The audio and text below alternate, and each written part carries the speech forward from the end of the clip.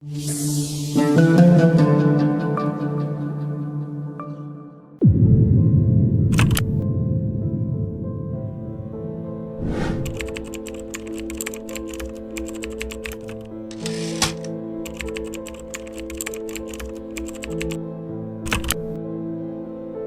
antara individu yang terkutuk oleh malaikat, terdapat mereka yang mengaku sebagai keturunan dari orang lain, selain ayah biologisnya. Ini terjadi karena mereka merasa lebih unggul secara sosial dibandingkan dengan keadaan ayah kandungnya. Hal ini seringkali dipicu oleh perasaan malu, atau karena mereka merupakan anak dari hubungan di luar nikah. Dalam podcast Bisikan Roma, hampir setiap wawancara umumnya diawali dengan pertanyaan mengenai siapa ayah tamunya. Mari kita simak jawaban dari para tamu tersebut. Kudus. Ayah beliau, ayah. Ayah udah meninggal, udah wafat. Di rumah tinggal saya, istri dan ibu. Ayah siapa? Mohon maaf. Ayah saya itu pegawai pemerintah, Sugiman Narto Mulyo, nama Jawa. Sudah meninggal tahun 2008. Jadi Umi Al-Fakir asli dari Jepang. Masya Allah. Bapaknya dari Arab Betawi lah itu. Saya punya kakek Habib Abdurrahman bin Ali bin Ahmad bin Ja'far Sekap. Jadi saya tuh keturunan Chinese. Saya lahir di Palembang, keluarga Chinese, bapak ibu saya Chinese, dan sampai sekarang kita masih punya marga. Kira-kira bagaimana? Bisa diceritakan susunan keluarga ya? Jadi saya anak dari Bapak Salim bin Umar Baswedan. Salim bin Umar maksudnya. Ya, Salim. Pertanyaan Roma tentang ayahnya Imaduddin kelihatan sangat membebani dirinya, seperti yang terlihat dari kecemasan yang langsung tercermin di ekspresi wajahnya. Imaduddin menjawab pertanyaan yang tidak terkait dengan pertanyaan Roma tentang ayahnya. Ini menunjukkan bahwa dia sedang memikirkan bagaimana cara mengungkapkan jawabannya. Saya ini seorang pengasuh pesantren di daerah Kresek, dekat Tanara, 12 km dari...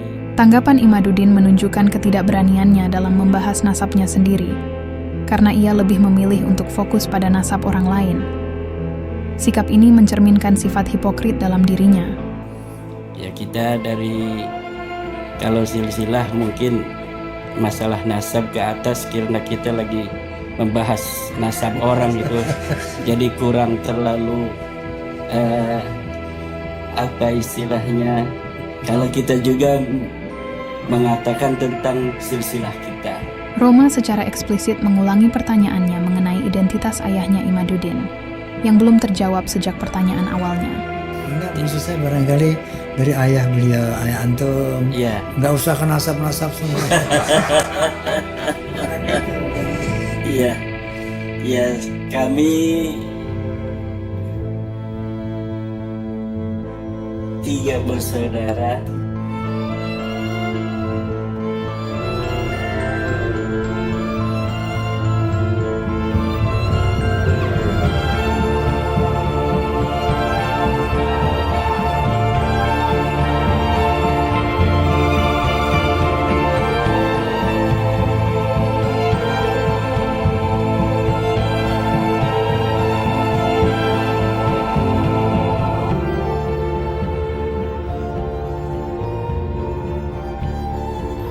Man intasaba ila ghairi abihi fahuwa mal'un.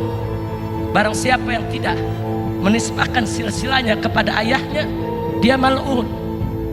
Makanya kasih tahu tuh, bin Sarman suruh bin Sarman, jangan dirubah. Bapaknya Sarman, bapaknya Sarman. Cuman saya nggak tahu perkawinan Sarman sama ibunya apakah dikisahkan dalam kitab yang sejaman. Saya nggak paham. Nah kalau belum dicatat, buru-buru dicatat, buru-buru dicatat. Catat, ente punya kakek, ente punya kakeknya lagi catat. Periksa, adakah kitab sejaman yang nyatet itu semua? Ya kalau nggak ada kitab sejaman, yang buku nikah lah, buku nikah. Anggap buku nikah kitab sejaman juga, betul?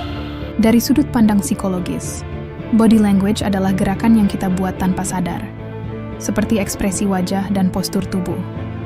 Sebelum menjawab pertanyaan Roma, dia berusaha menyembunyikan ketidaknyamanannya dengan tertawa dan gelisah di kursinya. Iya, iya. Selain itu, dia ragu untuk menjawab pertanyaan yang sederhana. Kami 3 bersaudara. Dan suaranya bergetar seiring meningkatnya kecemasannya.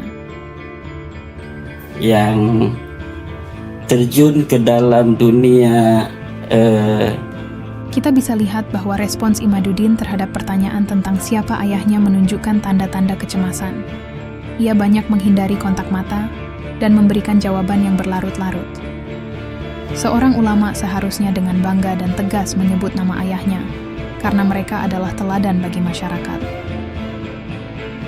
Ironisnya, meskipun ia sibuk mengurus nasabnya orang lain, justru ia malah kebingungan dengan nasabnya sendiri.